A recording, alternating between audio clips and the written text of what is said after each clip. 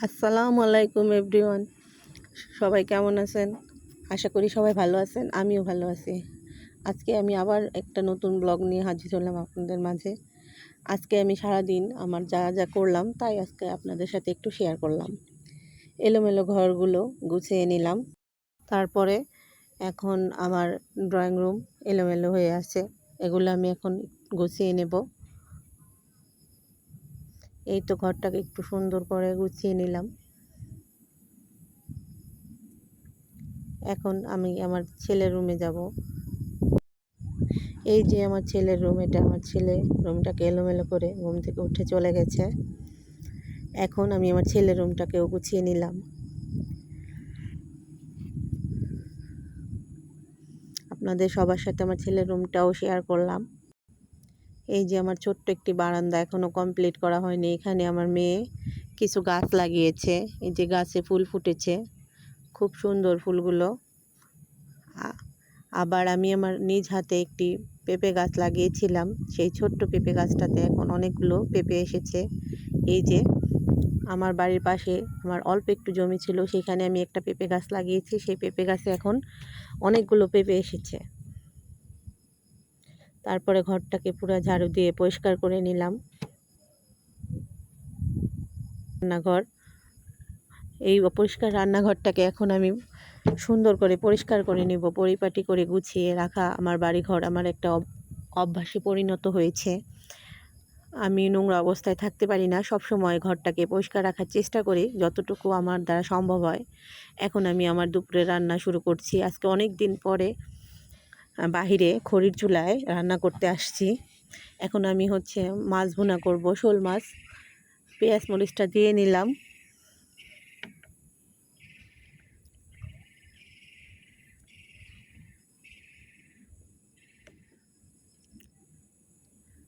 অনেক দিন পরে রান্না করছি তো তাই একটু কষ্ট হচ্ছে খড়ির চুলাতে।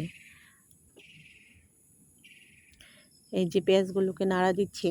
এখানে এখন আমি শোল মাছ ভুনা করব, আপনারা দেখতে পারবেন।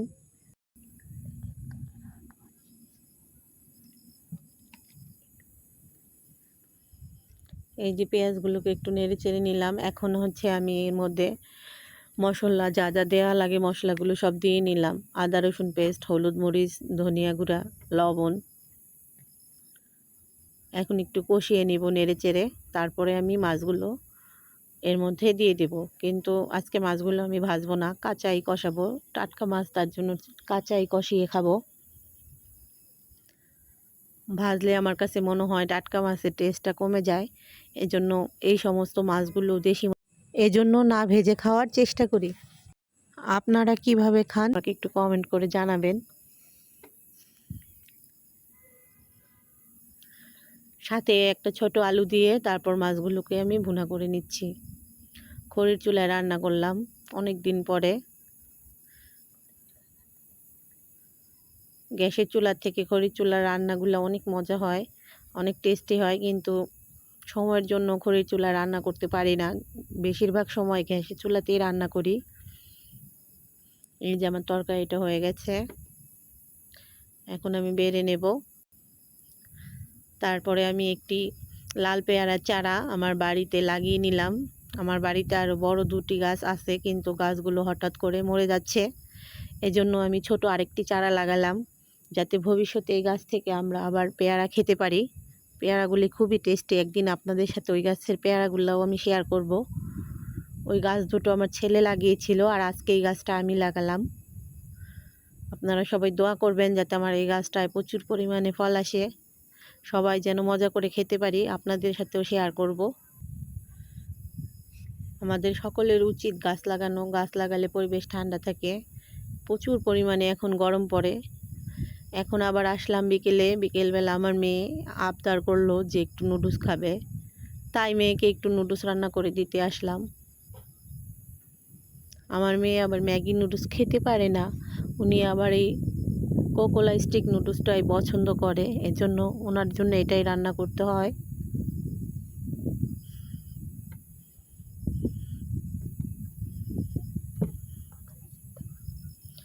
প্রথমে নুডলসগুলো সিদ্ধ করে নিলাম। আপনারা সবাই জানেন নুডলস কীভাবে রান্না করতে হয়, তারপরও আমি একটু দেখালাম আমার ডেইলি ব্লগে। নুডলসটা সেদ্ধ করে নিয়ে তারপরে হচ্ছে নুডলসটাকে রান্না করব।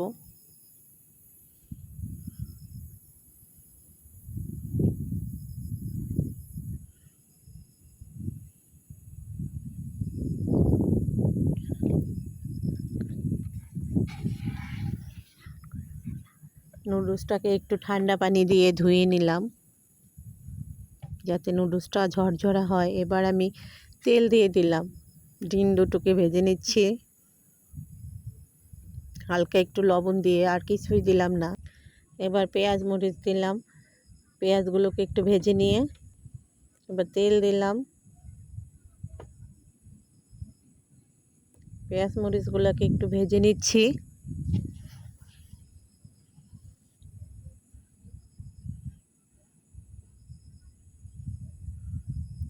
এবার একটু আলু দিয়ে দিলাম, আমার মেয়ে অনেক আলু পছন্দ করে, এজন্য সামান্য একটু আলু অ্যাড করলাম।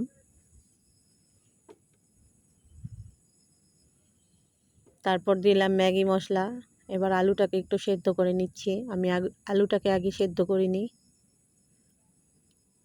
এই যে নুডলসগুলো এখন দিয়ে দিলাম।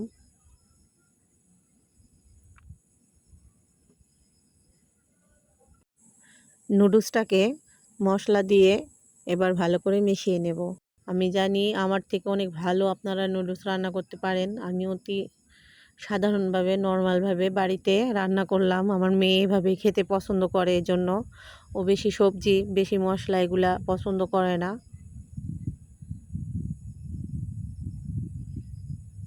কিন্তু আমার ছেলের অনেক নুডলস পছন্দ, ও অনেক নুডলস পাগল একটা লোক।